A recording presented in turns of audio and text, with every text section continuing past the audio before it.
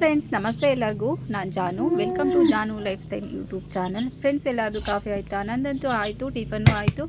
Tiffin ಅಂದರೆ tiffin ತಿಂದಿಲ್ಲ, tiffin ready ಮಾಡಿಟ್ಟಿದ್ದೀನಿ. ಹಾಗೆ ಸಾಂಬಾರು ಮಾಡಿಬಿಡೋಣ ಇವತ್ತು ಅಂತ ಹೇಳಿ ರೆಡಿ ಮಾಡಿಕೊಂಡೆ. ಅಷ್ಟರಲ್ಲಿ ಕೊಬ್ಬರಿ ಇರಲಿಲ್ಲ, ಅದಕ್ಕೆ ಒಂದು ತೆಂಗಿನಕಾಯಿ ಹೊಡ್ಕೊಂಡು ಹೋಗೋಣ ಅಂತ ಹೊಡಿತಾ ಇದ್ದೀನಿ. ಇವತ್ತು ಬೆಳಗ್ಗೆನೇ ನಾನ್ ವೆಜ್ ಮಾಡ್ತಾಯಿದ್ದೀನಿ.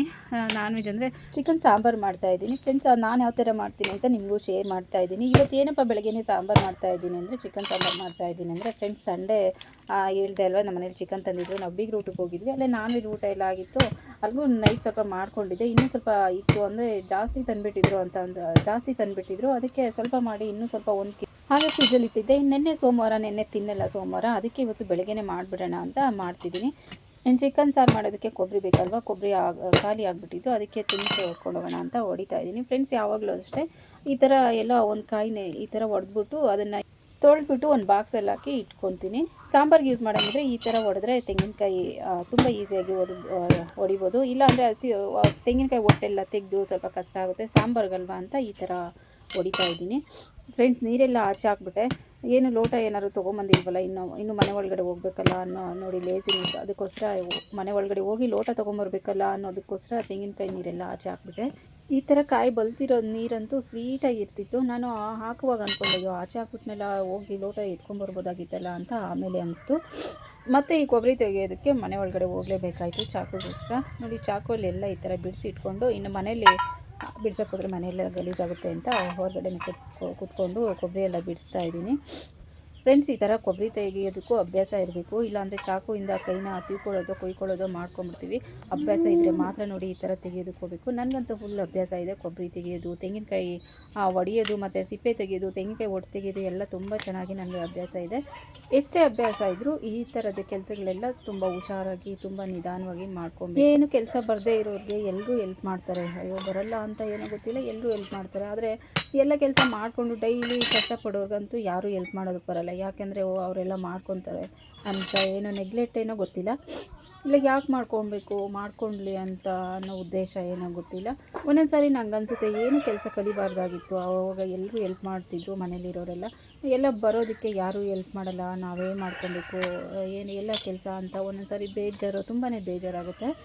ಇಲ್ಲ ಅಂದರೆ ಹೇಳಿ ಕೇಳಿ ಒಬ್ಬರು ಹೆಲ್ಪ್ ತೊಗೊಬೇಕು, ಮಾಡ್ಕೊಳ್ರಿ ಅಂತ. ಇಲ್ಲ ಅಂದರೆ ನಾವೇ ಮಾಡ್ಕೊಳ್ಬೇಕಾಗುತ್ತೆ. ಇದಕ್ಕೆ ಸ್ವಲ್ಪ ಈ ಕೊಬ್ಬರಿಗೆಲ್ಲ ಸ್ವಲ್ಪ ಉಪ್ಪು ಪುಡಿ ಇರುತ್ತಲ್ವ, ಅದನ್ನೆಲ್ಲ ಉಜ್ಜಿ ಇಟ್ಟರೆ ಬೇಗ ಹಾಳಾಗಲ್ಲ, ಕೆಟ್ಟೋಗಲ್ಲ. ಫ್ರಿಜ್ಜಲ್ಲಿ ಇಟ್ಟರು ಒಂಥರ ಸ್ಮೆಲ್ ಬರೋದು ಎಲ್ಲ ಆಗುತ್ತಲ್ವ, ತುಂಬ ದಿನ ಇಟ್ಟರೆ ಆ ಥರ ಆಗುತ್ತಲ್ವ. ಸ್ವಲ್ಪ ಉಪ್ಪು ಸವರ್ಬಿಟ್ಟು ಇಟ್ಟರೆ ಏನೂ ಆಗೋಲ್ಲ, ತುಂಬಾ ಚೆನ್ನಾಗಿರುತ್ತೆ.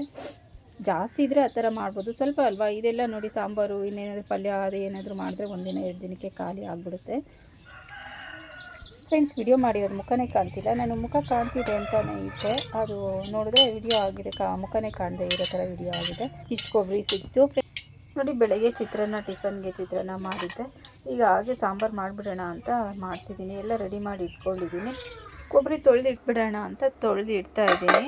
ಸ್ವಲ್ಪ ಆರಿಸಿ ಇಡಬೇಕು. ಹಾಗೆ ನೀರೇ ಇಟ್ಬಿಟ್ರೆ ಒಂಥರ ಸ್ಮೆಲ್ ಬರುತ್ತೆ, ಅದೆಲ್ಲ ಒಂಥರ ಬೋಸ್ಟ್ ಬಂದಂಗೆ ಆಗಿರುತ್ತೆ. ಕ್ಲೀನಾಗಿ ತೊಳೆದು ಆರಿಸಿ ಇಟ್ಟರೆ ಯಾವುದೇ ವಸ್ತು ಆಗಲಿ, ಅಂದರೆ ಯಾವುದೇ ತರಕಾರಿ ಆಗಲಿ, ಸ್ವಲ್ಪ ತೇವಾಂಶ ಇಲ್ದಿರೋ ಫ್ರಿಜ್ಜಲ್ಲಿ ಇಟ್ಟರೆ ಸ್ವಲ್ಪ ದಿನ ಇರುತ್ತೆ. ಇಲ್ಲ ಅಂದರೆ ಹಾಗೆ ಹೋಗೋದು ಅಥವಾ ಬೂಸ್ಟ್ ಥರ ಬರೋದು ಆ ಥರ ಎಲ್ಲ ಆಗಿಬಿಡುತ್ತೆ. ನೋಡಿ, ತೊಳೆದೆಲ್ಲ ಕ್ಲೀನಾಗಿ ಇಟ್ಟಿದ್ದೀನಿ. ಫ್ರೆಂಡ್ಸ್, 1 kg ಚಿಕನ್ ಇದೆ. 1 kgಗೂ ಸ್ವಲ್ಪ ಜಾಸ್ತಿ ಚಿಕನ್ ಇದೆ. ಚಿಕನ್ನು ಅಷ್ಟೇ ಎಲ್ಲ ವಾಶ್ ಮಾಡಿ ಇಟ್ಟಿದ್ದೀನಿ. ಈಗ ಸಾಂಬಾರಿಗೆ ರೆಡಿ ಮಾಡ್ಕೊಬೇಕು. ಚಿಕನ್ ಸಾರಿಗೆ ನಾನು ಈ ಥರ ಮಸಾಲೆನ ರೆಡಿ ಮಾಡ್ಕೊತೀನಿ. ಬಾಣಲಿ ಇಟ್ಟಿದ್ದೀನಿ ಸ್ಟವ್ ಮೇಲೆ. ಸ್ವಲ್ಪ ಸ್ಟವ್ ಆನ್ ಮಾಡಿಬಿಟ್ಟು ಬಿಸಿ ಆದಮೇಲೆ ಸ್ವಲ್ಪ ಎಣ್ಣೆನ ಹಾಕ್ತೀನಿ. ಬಾಣಲಿ ತೊಳೆದಿಟ್ಟಿದ್ದೀನಿ, ಆ ನೀರೆಲ್ಲ ಸ್ವಲ್ಪ ಹೋಗಲಿ ಅಂತ ಹಾಗೆ ಬಿಸಿ ಮಾಡ್ತಾಯಿದ್ದೀನಿ. ಬಾಣಲಿ ಎಲ್ಲ ಬಿಸಿ ಆದಮೇಲೆ ಸ್ವಲ್ಪ ಎಣ್ಣೆನ ಹಾಕ್ತಾಯಿದ್ದೀನಿ, ಅಂದರೆ ಒಂದು 3-4 ಸ್ಪೂನ್ ಎಣ್ಣೆನ ಹಾಕ್ತಾಯಿದ್ದೀನಿ. ಎಣ್ಣೆ ಹಾಕಾದ್ಮೇಲೆ ಒಂದು ದೊಡ್ಡ ಸೈಜ್ ಈರುಳ್ಳಿ ಕಟ್ ಮಾಡಿ ಇಟ್ಕೊಂಡಿದ್ದೀನಿ, ಅದನ್ನು ಹಾಕ್ತಾಯಿದ್ದೀನಿ. ಹಾಗೆ ಖಾರಕ್ಕೆ ಎಷ್ಟು ಬೇಕೋ ಅಷ್ಟು ಹಸಿಮೆಣ್ಸಿನ್ಕಾಯಿ ಹಾಕ್ತಾಯಿದ್ದೀನಿ. ಒಂದು ದೊಡ್ಡ ಸೈಜು ಬೆಳ್ಳುಳ್ಳಿನ ಹಾಕ್ತಾಯಿದ್ದೀನಿ. 2 ಇಂಚು ಶುಂಠಿನ ಈ ಥರ ಜಜ್ಜಿಬಿಟ್ಟು ಅದನ್ನು ಹಾಕ್ತಾಯಿದ್ದೀನಿ. ಹಾಗೆ ಚಕ್ಕೆ ಲವಂಗ ಹಾಕ್ತಾಯಿದ್ದೀನಿ. ಫ್ರೆಂಡ್ಸ್, ಶುಂಠಿ ಸ್ವಲ್ಪ ಬಾಡ್ದಂಗಾಗಿದೆ, ಅದಕ್ಕೆ ನಾನು ಸ್ವಲ್ಪ ಜಜ್ಜಿ ಹಾಕ್ತಾಯಿದ್ದೀನಿ. ಇದೆಲ್ಲದನ್ನು ಹಾಕಿ ಎಣ್ಣೆಯಲ್ಲಿ ಸ್ವಲ್ಪ ಕಲರ್ ಚೇಂಜ್ ಆಗೋವರೆಗೂ, ಅಂದರೆ ಸ್ವಲ್ಪ ಬಾಡೋವರೆಗೂ ಎಣ್ಣೆಯಲ್ಲಿ ಫ್ರೈ ಮಾಡ್ಕೊಬೇಕು. ಫ್ರೆಂಡ್ಸ್, ಈ ಥರ ಎಣ್ಣೆಯಲ್ಲಿ ಫ್ರೈ ಮಾಡಿದ್ರೆ ಸಾಂಬಾರು ತುಂಬಾ ಟೇಸ್ಟಾಗಿರುತ್ತೆ. ಒಬ್ಬೊಬ್ಬರು ಇದನ್ನೆಲ್ಲ ಹಸಿದನ್ನೇ ಹಾಕಿ ರುಬ್ಬಿಡ್ತಾರೆ. ಆ ಥರ ಮಾಡಿದ್ರೂ ಚೆನ್ನಾಗಿರುತ್ತೆ.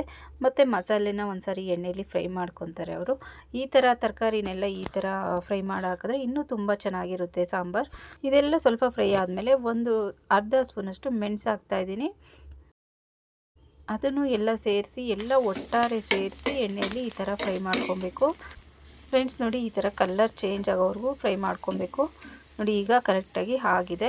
ಇದೆಲ್ಲ ಚೆನ್ನಾಗಿ ಫ್ರೈ ಆಗಾದಮೇಲೆ ಲಾಸ್ಟಲ್ಲಿ ಸ್ವಲ್ಪ ಕಡಲೆಪಪ್ಪನ ಹಾಕ್ತಾಯಿದ್ದೀನಿ, ಅಂದರೆ ಹುರ್ಗಡ್ಲೆನ ಹಾಕ್ತಾಯಿದ್ದೀನಿ. ಇದನ್ನೇನು ಫ್ರೈ ಮಾಡೋದೇನು ಬೇಡ, ಇದು ಬಿಸಿಗೆ ಅದು ಫ್ರೈ ಆಗುತ್ತೆ. ಈ ಬಿಸಿಯಲ್ಲಿ ಹಾಕಿ ಈ ಥರ ಮಿಕ್ಸ್ ಮಾಡಿಕೊಟ್ರೆ ಆಯಿತು. ಅದು ಆಲ್ರೆಡಿ ಫ್ರೈ ಆಗಿರುತ್ತೆ.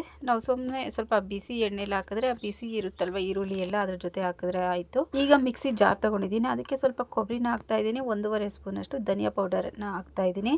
ಆದಮೇಲೆ ಇದು ಫ್ರೈ ಮಾಡಿರೋ ಅಂಥ ಈರುಳ್ಳಿ, ಬೆಳ್ಳುಳ್ಳಿ, ಶುಂಠಿ, ಈಗ ಹುರುಗಡ್ಲೆ, ಮೆಣಸಿನ್ಕಾಯಿ ಎಲ್ಲದನ್ನು ಮಿಕ್ಸಿ ಜಾರ್ಗೆ ಹಾಕ್ಬಿಟ್ಟು ಸ್ವಲ್ಪ ನೀರನ್ನು ಹಾಕಿ, ಹಾಗೆ ಇದ್ರ ಜೊತೆ ಸ್ವಲ್ಪ ಕೊತ್ತಂಬರಿನ ಹಾಕಿ ಗ್ರೈಂಡ್ ಮಾಡ್ಕೊಬೇಕು. ಗ್ರೈಂಡ್ ಮಾಡಿದ್ದಾಯಿತು. ಈಗ ಸ್ಟವ್ ಮೇಲೆ ಒಂದು ಪಾತ್ರೆನ ಇಟ್ಟಿದ್ದೀನಿ. ಪಾತ್ರೆಗೆ ಸ್ವಲ್ಪ ಎಣ್ಣೆನ ಹಾಕ್ತಾಯಿದ್ದೀನಿ. ಸ್ಟವ್ ಹಚ್ಬಿಟ್ಟು ಎಣ್ಣೆನ ಹಾಕ್ತಾಯಿದ್ದೀನಿ. 2 ಸ್ಪೂನಷ್ಟು ಎಣ್ಣೆನ ಹಾಕ್ತಾಯಿದ್ದೀನಿ. ನೀವು ಅಡುಗೆಗೆ ಯಾವ ಎಣ್ಣೆ ಹಾಕ್ಕೊತೀರೋ ಅದನ್ನೇ ಹಾಕಿ. ಅರ್ಧ ಈರುಳ್ಳಿಯನ್ನು ಸಣ್ಣ ಸಣ್ಣದಾಗಿ ಕಟ್ ಮಾಡಿ ಹಾಕ್ತಾಯಿದ್ದೀನಿ. ಹಾಗೆ ಸ್ವಲ್ಪ ಕರಿಬೇವನ್ನು ಕೂಡ ಹಾಕ್ತಾಯಿದ್ದೀನಿ. ಇದು ಚೆನ್ನಾಗಿ ಎಣ್ಣೆಯಲ್ಲಿ ಫ್ರೈ ಮಾಡಾದಮೇಲೆ ತೊಳೆದಿಟ್ಟಿರೋ ಅಂಥ ಚಿಕನ್ ಹಾಕಿ ಅದನ್ನು ಸ್ವಲ್ಪ ಎಣ್ಣೆಯಲ್ಲಿ ಚೆನ್ನಾಗಿ ಫ್ರೈ ಮಾಡ್ಕೊತೀನಿ. ಈ ಥರ ಫ್ರೈ ಮಾಡೋದ್ರಿಂದ ಅದು ಸ್ಮೆಲ್ ಏನೂ ಇರೋಲ್ಲ, ಅದು ಚಿಕನ್ ಸ್ಮೆಲ್, ಹಸಿ ಸ್ಮೆಲ್ ಏನೂ ಇರೋಲ್ಲ, ತುಂಬಾ ಚೆನ್ನಾಗಿರುತ್ತೆ.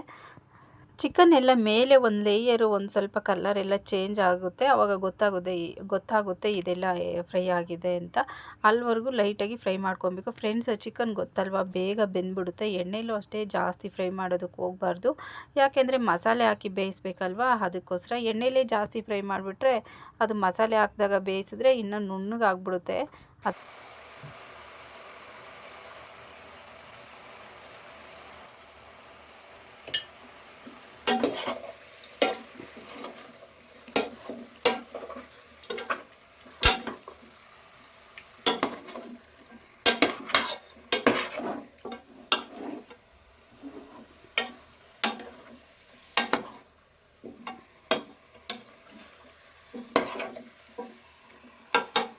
ಪ್ಲೇಟ್ ಮುಚ್ಚಿ 1 ನಿಮಿಷ ಬಿಟ್ಟರೆ ಸಾಕು, ಜಾಸ್ತಿ ಬೇಯಿಸೋದಕ್ಕೆ ಹೋಗಬಾರ್ದು ಫ್ರೆಂಡ್ಸ್. ನೋಡಿ, ನಾನು 1 ನಿಮಿಷ ಬೇಯಿಸಿದ್ದೀನಿ ಅಷ್ಟೇ. ಈಗ ಮಸಾಲೆ ರೆಡಿ ಮಾಡ್ಕೊಂಡಿದ್ದೀನಲ್ವ, ಅದನ್ನೆಲ್ಲ ಹಾಕಿ ಒಂದೇ 5 ನಿಮಿಷ ಬೇಯಿಸ್ತೀನಿ. ಚಿಕನ್ ಸಾಂಬಾರು ರೆಡಿ ಆಗುತ್ತೆ. ಯಾವುದು ಗಟ್ಟಿಯಾಗಿ ಬೇಕಾದರೆ ಗಟ್ಟಿಯಾಗಿ ಮಾಡ್ಕೊಬೋದು, ಅಂದರೆ ಗ್ರೇವಿ ನಿಮ್ಗೆ ಯಾವ ಕನ್ಸಿಸ್ಟೆನ್ಸಿಯಲ್ಲಿ ಬೇಕೋ, ಸಾಂಬಾರು ಯಾವ ಥರ ಬೇಕೋ ಆ ಥರ ಮಾಡ್ಕೊಳ್ಳಿ. ಸ್ವಲ್ಪ ಗಟ್ಟಿಯಾಗಿ ಬೇಕಂದರೆ ಗಟ್ಟಿಯಾಗಿ ಮಾಡ್ಕೊಳ್ಬೋದು, ಇಲ್ಲ ನೀರು ಸ್ವಲ್ಪ ಜಾಸ್ತಿ ಹಾಕಿ ಬೇಕಿದ್ರೆ ನೀರು ಮಾಡ್ಕೊಳ್ಬೋದು. ನಾನು ಮುದ್ದೆ ಅನ್ನಕ್ಕೆ ಮಾಡ್ತಾಯಿದ್ದೀನಿ, ತುಂಬ ಗಟ್ಟಿಯಾಗಿ ಏನು ಮಾಡ್ತಾಯಿಲ್ಲ, ಸಾಂಬಾರು ಟೈಪೇ ಮಾಡ್ತಾಯಿದ್ದೀನಿ.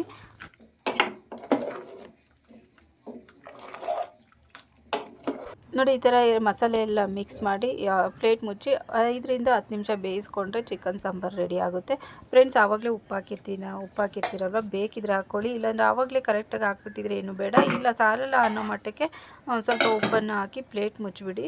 ಪ್ಲೇಟ್ ಮುಚ್ಚಿ 5 ನಿಮಿಷ ಬೇಯಿಸ್ಕೊಂಡ್ರೆ ಚಿಕನ್ ಸಾಂಬಾರು ರೆಡಿ ಆಗುತ್ತೆ. ನೋಡಿ ಫ್ರೆಂಡ್ಸ್, ನಾನು 5 ನಿಮಿಷ ಬೇಯಿಸಿದ್ದೀನಿ. ಈ ಥರ ಕನ್ಸಿಸ್ಟೆನ್ಸಿಯಲ್ಲಿ ಇದೆ. ಇನ್ನೂ ಸ್ವಲ್ಪ ಅದು ಆರ್ತಾ ಇನ್ನೂ ಸ್ವಲ್ಪ ಗಟ್ಟಿಯಾಗುತ್ತೆ. ಮುದ್ದೆ ರೈಸ್ಗೆಲ್ಲ ಇದೇ ಥರ ಇದ್ರೇ ಚೆನ್ನಾಗಿರೋದು. ತುಂಬ ಗಟ್ಟಿಯಾಗಿ ಇದ್ದರೆ ತುಂಬ ಮಸಾಲೆ ಅನಿಸ್ತಾ ಇರುತ್ತಲ್ವ, ಅದಕ್ಕೆ ತಿನ್ನೋಕ್ಕಾಗಲ್ಲ. ಮುದ್ದೆಗೆಲ್ಲ ಈ ಥರ ಇದ್ದರೆ ತುಂಬಾ ಚೆನ್ನಾಗಿರುತ್ತೆ. ನೋಡಿ, ಕರೆಕ್ಟಾಗಿ ಬೆಂದಿದೆ, ಹದವಾಗಿ ಬೆಂದಿದೆ ಫ್ರೆಂಡ್ಸ್. ಇದು ಆರೋಷ್ಟರಲ್ಲಿ ಇನ್ನೂ ಸ್ವಲ್ಪ ಗಟ್ಟಿ ಆಗುತ್ತೆ. ನೋಡಿ, ತೋರಿಸ್ತೀನಿ ಫ್ರೆಂಡ್ಸ್. ಚಿಕನ್ ಸಾಂಬಾರು ರೆಡಿ ಆಯಿತು. ನಮ್ಮನೇಲಿ ಯಾವಾಗಲಾದರೂ ಚಿಕನ್ ತರಲಿ ಎಕ್ಸ್ಟ್ರಾ ಕಾಲು ಹಾಕ್ಸ್ಕೊಂಬಂದಿರ್ತಾರೆ. ನನಗೆ ಕಾಲು ಅಂದರೆ ಇಷ್ಟ ಅಂತ ಅವ್ರು ಚಿಕನ್ ಅಂಗಡಿಯವ್ರು ನಮ್ಮೂರವರೇ ಪರಿಚಯದವರು. ಹಾಕ್ರಿ ಅಂದರೆ ಹಾಕಿರ್ತಾರೆ, ಕಾಲು ಎಕ್ಸ್ಟ್ರಾ ಹಾಕಿನೇ ಕಳಿಸಿರ್ತಾರೆ ಫ್ರೆಂಡ್ಸ್. ಮಾಡಿದ್ದೀನಿ. ಇನ್ನೂ ನಾವು ಊಟ ಮಾಡೋದಕ್ಕೆಲ್ಲ ಸ್ವಲ್ಪ ಲೇಟ್ ಆಗುತ್ತಲ್ಲ, ಅಷ್ಟರಲ್ಲಿ ನೋಡಿ ಯಾವ ಥರ ಆಗಿದೆ ಅಂತ. ನೋಡಿ ಫ್ರೆಂಡ್ಸ್, ಇಷ್ಟೊಂದು ಗಟ್ಟಿಯಾಗಿದೆ.